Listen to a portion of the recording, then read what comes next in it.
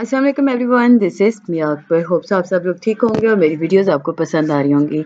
आज ही हम लोग EDU 601 का लेक्चर 35 करने जा रहे हैं। उम्मीद है कि आपको पिछले लेक्चर समझ आ चुके होंगे, तो चलिए जी अपनी वीडियो करते हैं स्टार्ट। लेक्चर 35 है डेमोक्रेटिक एजुकेशन। अब अगर हम नीड देखें, नीड ऑफ डेमोक्रेटिक एजुकेशन, तो आपके सामने आता है कि गवर्नमेंट की तरफ से अगर हम देखें तो डेमोक्रेसी को बहुत ज़्यादा प्रेफर किया जाता है। बिकॉज देखिए, जब हम बात करते हैं डेमोक्रेसी की, एजुकेशन के अंदर देखें डेमोक्रेटिक एजुकेशन के पॉइंट ऑफ व्यू से, तो ये हर इंसान को इक्वल राइट अपॉर्चुनिटीज प्रोवाइड कर रहा होता है। लाइक हम अगर फर्दर जाके देखें कि अगर जो यंग एज में बच्चे होते हैं ना, डेमोक्रेसी के अकॉर्डिंग अगर वो डेमोक्रेटिक एजुकेशन सेंटर्स में एडमिशन ले रहे हैं, तो वो क्या करेंगे, वो रिस्पॉन्सिबल होंगे, एक अकाउंटेबल सिटीजन के तौर पे सामने आएंगे।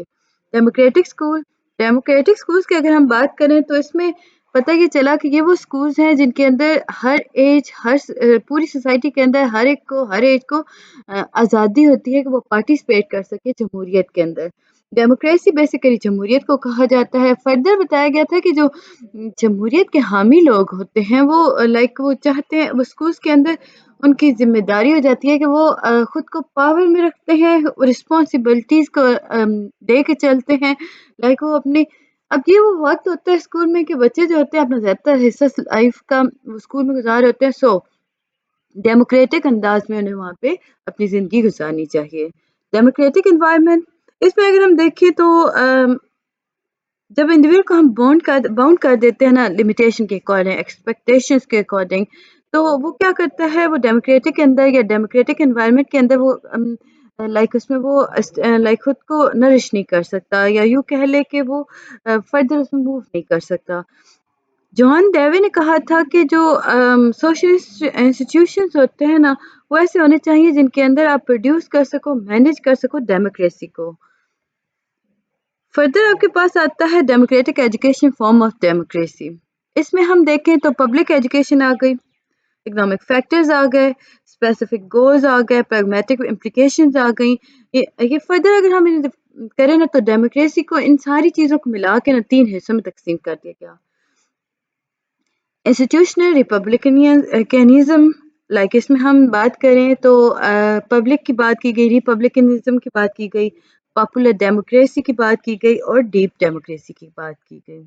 इंस्टीट्यूशनल रिपब्लिकनिज्म, अब इसमें अगर देखें तो इसमें कॉन्स्टिट्यूशंस को अंडरस्टैंड करवाया जाता है और ये इस्टेब्लिश किए जाते हैं रिपब्लिक के थ्रू, और ये गवर्नमेंट लेवल पे आके लिमिटेड हो जाता है, इसमें लिमिटेड रिप्रेजेंटेशन होती है गवर्नमेंट की। पब्लिक एजुकेशन जो होती है, उसमें अगर देखें तो वो सपोर्ट करती है गवर्नमेंट सेंटर इंस्टीट्यूशंस को। इसमें अगर फर्दर देखें तो वो फोकस कर रही होती है, प्रिपेयर कर रही होती है सिटीजन्स को कि वो सिविक पार्टिसिपेशन कर सकें, लॉ के अकॉर्डिंग वो उन्हें वायलेट ना कर सकें। फिर है जी पॉपुलर डेमोक्रेसी के अंदर ब्रॉड और एक्टिव इन्वॉल्वमेंट हो रही होती है सिविक लाइफ की, जो बियॉन्ड जाता है ड्यूटीफुल वोटिंग के अकॉर्डिंग। इसमें पब्लिक एजुकेशन जो होती है वो बहुत ज़रूरी होती है यंग सिटीजन्स को, उन्हें बताने के लिए कि जमहूरी वैल्यूज़ क्या हैं, डेमोक्रेटिक वैल्यूज़ क्या हैं, इक्वालिटी क्या है, सोशल जस्टिस क्या है।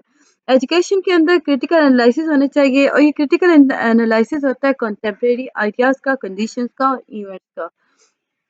डीप डेमोक्रेसी जो होती है, इसमें फुल पार्टिसिपेशन हो रही होती है। देखिए, जब हम बात करते हैं ना पॉपुलर डेमोक्रेसी की, इसमें एक्टिव और ब्रॉड पार्टिसिपेशन हो रही है ना, लेकिन अगर हम डीप डेमोक्रेसी की बात करते हैं तो फुल पार्टिसिपेशन हो रही होती है सोशल और सिविक लाइफ दोनों की। इसमें हम देखें तो पॉलिटिकल तौर पे उन्हें आइडेंटिफाई किया जा रहा होता है। इसमें देखिए तो कोर डायनामिक वैल्यूज़ को या डेमोक्रेटिक वैल्यूज़ को पढ़ाया जा रहा होता है। डोमिनेंट इंस्टीट्यूशन अरेंजमेंट हो रही होती हैं, पब्लिक एजुकेशन जो होती है वो प्रोवाइड की जा रही होती है। अब जिसकी वजह से डायरेक्ट एक्सपीरियंस मिल रहा होता है प्रैक्टिस के साथ। यंग सिटीजन जो होते हैं वो इनेक्ट करते हैं कम्प्लेक्स प्रोसेस टीचिंग को लेकर। इसमें देखें तो डेलिब्रेट कॉम्पिटेंस देख रहे होते हैं, सोशल इमेजिनेशन हो रहा होता है, सोशल ट्रांसफॉर्मेशन हो रही होती है।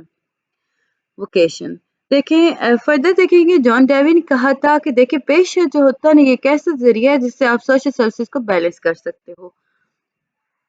ट्रेडिशनली हम अगर वोकेशनल फैक्टर्स को देखें ना तो डेवी के इंक्लूजन्स के अकॉर्डिंग तो आपके पास आता है जो ट्रेडिशनली लिबरल कल्चर था ना वो लिंक करता था आइडियाज़ को, idea of layer, purely contemplative knowledge and spiritual activities.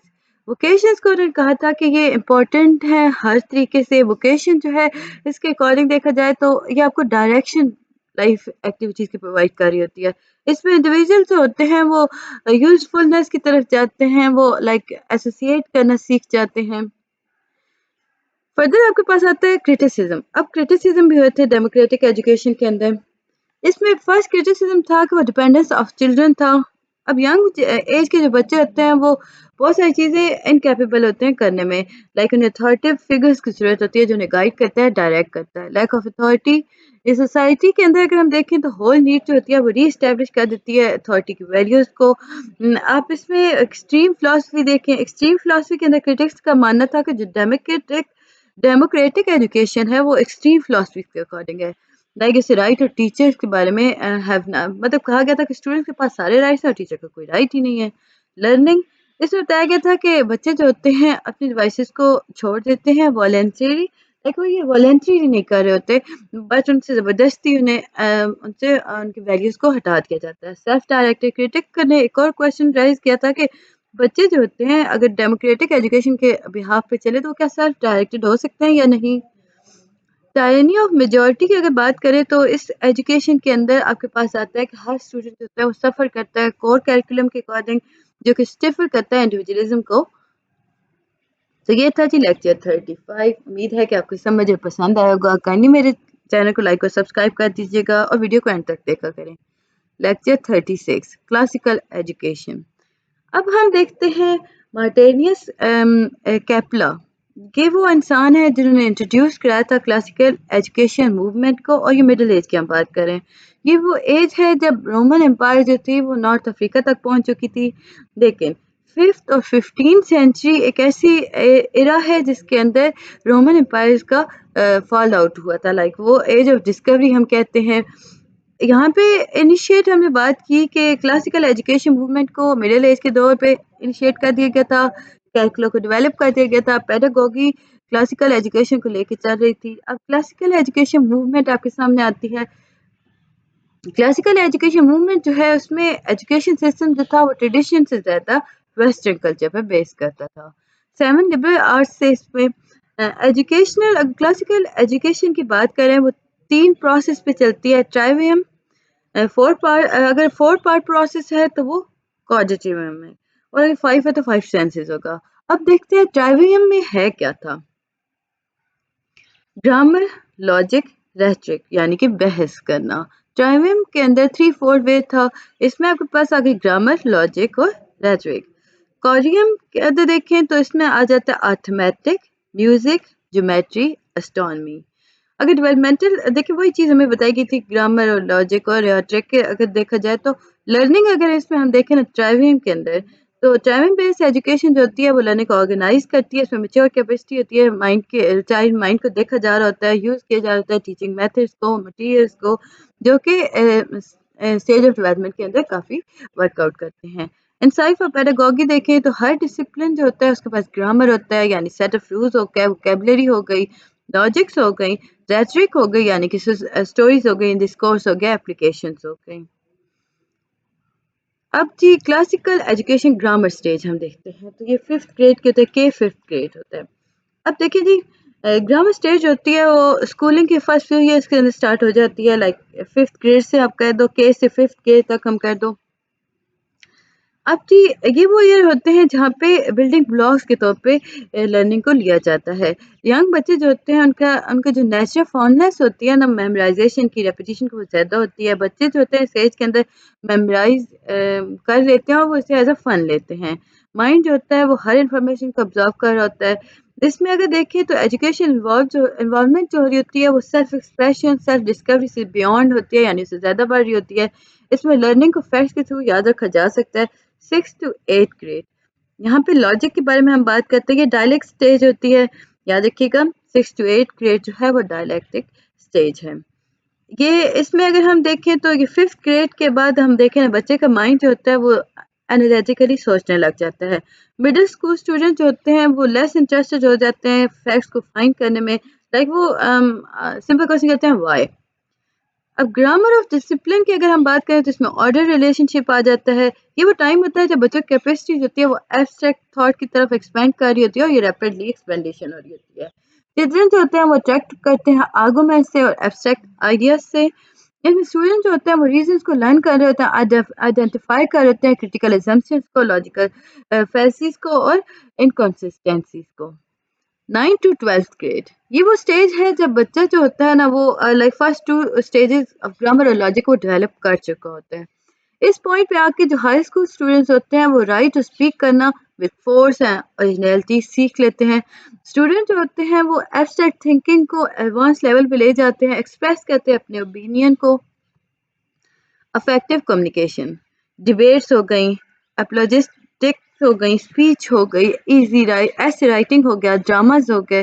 یہ سارے ایسے ہوتے ہیں جو ایمفیسائز کر رہتے ہیں اس اسٹیج کو. اس میں آپ ایک اسٹوڈنٹس کے طور پہ سامنے آتے ہو افیکٹو کمیونیکیٹر کے طور پہ سامنے لائے جاتے ہو. اسٹوڈنٹس اگر دیکھا جائے تو ریٹورک اپلائی کرتا ہے رولس. اب دیکھو ریٹورک جو ہوتا ہے نا بیسیکلی یہ لاجک لرن پرابلم ہے یا یوں کہہ لیں ایک پروسیجر ہے. اس میں مڈل اسکول سے آپ فاؤنڈیشن انفارمیشن لرن کرتے ہو. اب اگر اس میں پریپریشن دیکھی جائے اسپیشلائزیشنس کی طرف لائک اسٹوڈنٹ جو ہوتے ہیں وہ اسپیشلائز کرتے ہیں نالج. اب اس نالج کے اکارڈنگ جو انہیں اٹریکٹ کرتی ہے ایکٹیویٹیز. اس میں آرٹ کیمپس آ گئے کالج کے کورسز آ گئیں فارن ٹریول آ گیا اپرینٹس شپ ماڈل آ گیا. اس میں مختلف اسپیشلائز ٹریننگ آ جاتی ہیں. ریٹورک اسٹیج جو ہوتی ہے یہ فاؤنڈیشن کے طور پہ کام کرتی ہے لائک یہ فاؤنڈیشن بلڈ کر دیتی ہے آپ کے ایکومولیٹڈ نالج کا اور ایک کیپ اسٹون پرووائڈ کرتی ہے تھیوریم کا. امید ہے کہ آپ کو سمجھ آیا ہوگا. ملتے ہیں نیکسٹ ویڈیو میں تب تک کے لیے اللہ حافظ.